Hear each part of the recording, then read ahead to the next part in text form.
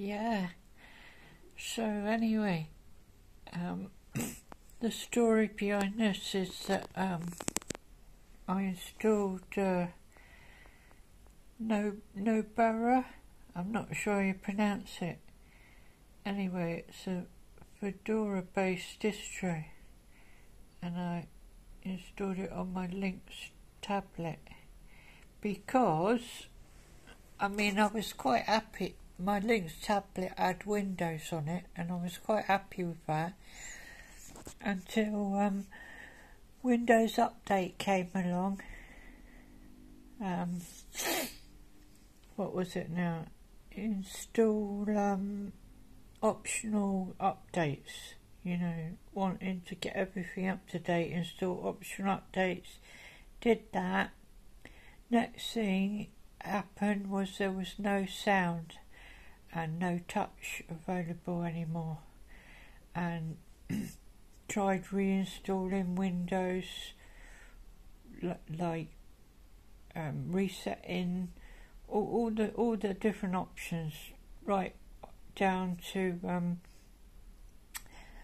doing a USB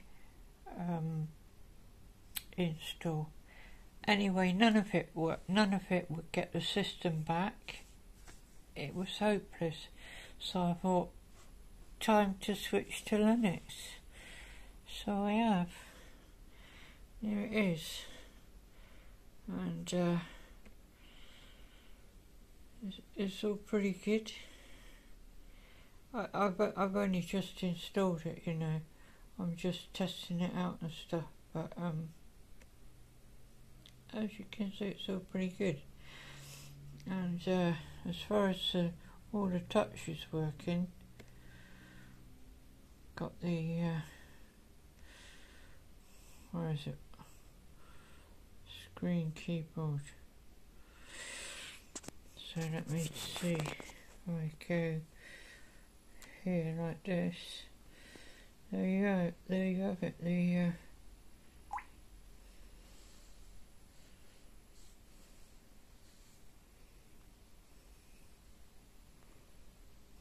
Oh, you can't even see that.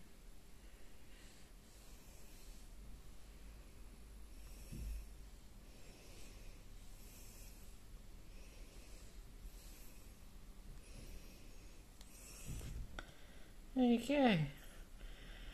Using the terminal from the on-screen keyboard. Anyway, I think that's enough of me waffling on.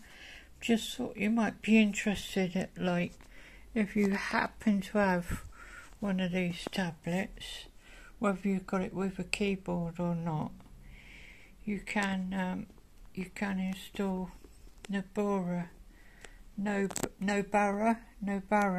Linux on it, and I've got a 63 gigabyte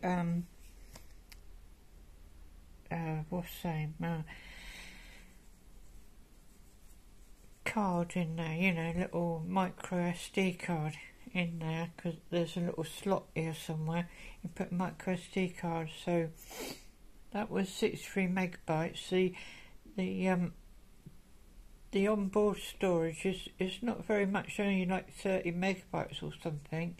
But anyway, I managed to install the system on them combined. It wasn't a difficult job. Just when, when I was installing it, just click on automatic and reclaim space and delete everything, and it just automatically does it. So it was quite easy, really. Anyway, hope that's of interest to you. Bye for now.